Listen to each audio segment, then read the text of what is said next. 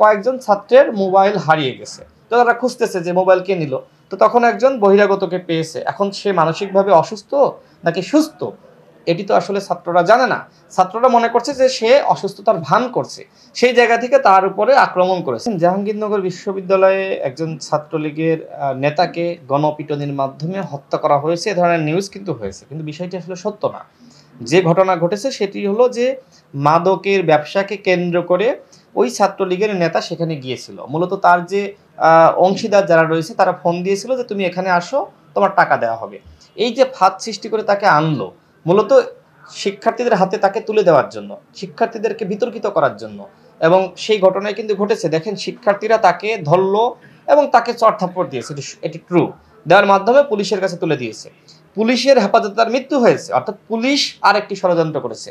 Police এইখানে ওই ছাত্রলীগের নেতাকে পিটিয়ে হত্যা করেছে এবং দায় কিন্তু শিক্ষার্থীদের উপরে দিচ্ছে। এক পক্ষ তার মানে যারা অংশীদার ছিল মাদকের ব্যবসায়ী, তারা ডেকে আনলো ওই ছাত্রলীগ নেতাকে এবং শিক্ষার্থীরা তো ক্ষুব্ধ। স্বাভাবিকভাবে ছাত্রলীগ কাউকে পেলে তো তারা আসলে কিছুটা হলেও আপনার আপ্যায়ন করবে। তো সেই জায়গা থেকে তারা হয়তো চারধাপ্পড় দিয়েছে, পুলিশের কাছে তুলে দিয়েছে। এরপরে পুলিশ, যারা আওয়ামী পুলিশ, তারা পরবর্তী ষড়যন্ত্রে অংশ নিয়েছে। এটি ষড়যন্ত্র। জাহাঙ্গীরনগরে সেখানকার শিক্ষার্থীরা তাকে পিটিয়ে হত্যা করে নাই, পুলিশ পিটিয়ে তাকে হত্যা করেছে। দ্বিতীয়ত হলো ঢাকা বিশ্ববিদ্যালয়ে যে ঘটনা ঘটেছে সেটি হলো যে কয়েকজন ছাত্রের মোবাইল হারিয়ে গেছে। তো তারা খুঁজতেছে যে মোবাইল কে নিল। তো তখন একজন বহিরাগতকে পেয়েছে। এখন সে মানসিকভাবে অসুস্থ নাকি সুস্থ এটি তো আসলে ছাত্ররা জানে না। ছাত্ররা মনে করছে যে সে অসুস্থতার ভান করছে। সেই জায়গা থেকে তার উপরে আক্রমণ করেছে। যদিও এই ধরনের আক্রমণ আমরা কখনোই প্রত্যাশা করি না।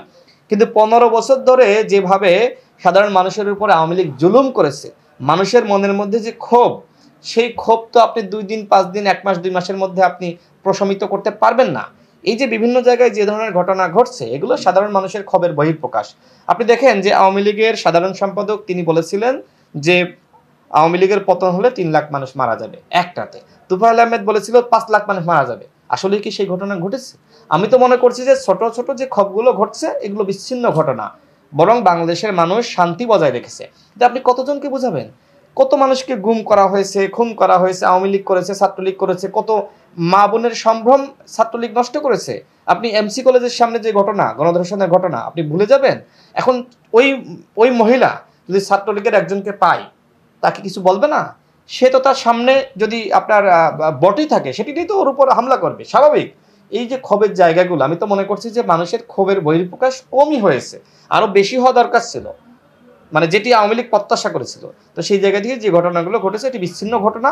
তারপরে আমরা মনে করি এ ধরনের ঘটনা ঘটা উচিত না। আমরা সবাইকে শান্তিপূর্ণ থাকার আহ্বান জানাচ্ছি, শান্তি শৃঙ্খলা বজায় রাখার আহ্বান জানাচ্ছি। আমরা এটি বলছি যে কোথাও যদি আপনারা আওয়ামী লীগের সন্ধান পান, ছাত্রলীগ যুবলীগের সন্ধান পান, তাহলে আপনারা পুলিশকে খবর দেন, সেনাবাহিনীকে খবর দেন, আপনারা তাকে পুলিশের হাতে, সেনাবাহিনীর হাতে তুলে দেন। আমরা সেই আহ্বান জানাচ্ছি। কিন্তু আপনি আহ্বান যতই জানায় না কেন, যার সন্তান হারিয়েছে, যার সম্ভ্রম হারিয়েছে, আপনি তাকে মানে কিভাবে বোঝাবেন?